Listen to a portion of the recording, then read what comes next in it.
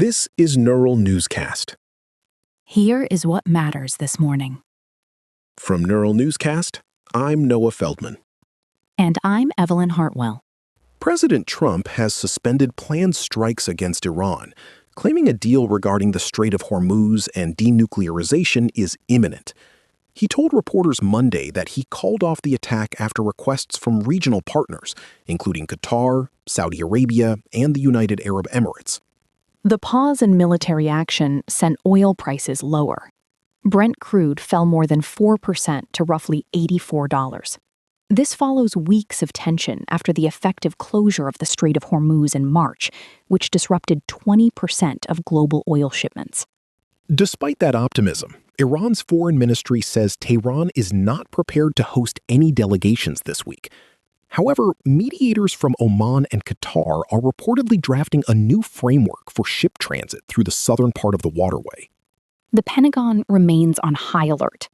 Defense Secretary Pete Hegseth says the United States is ready to respond if negotiations fail.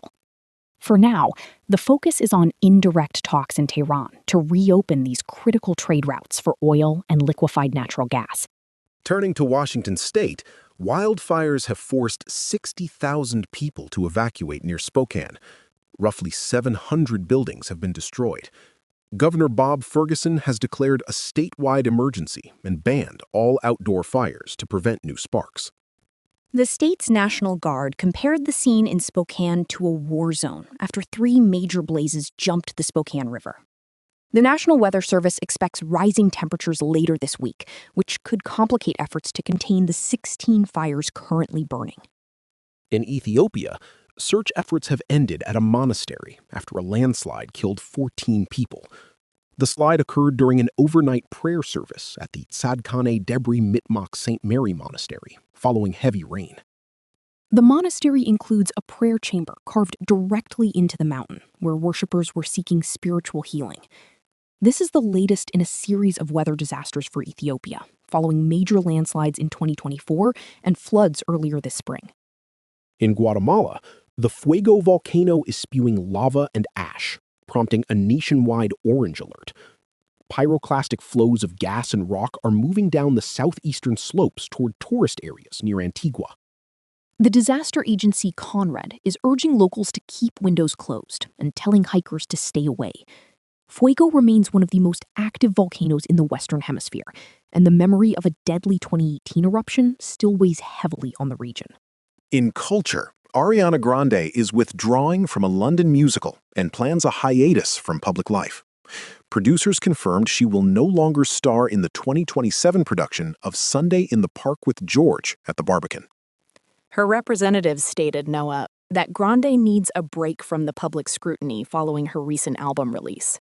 She plans to step back from all public-facing work after her final London performance this September to focus on her health.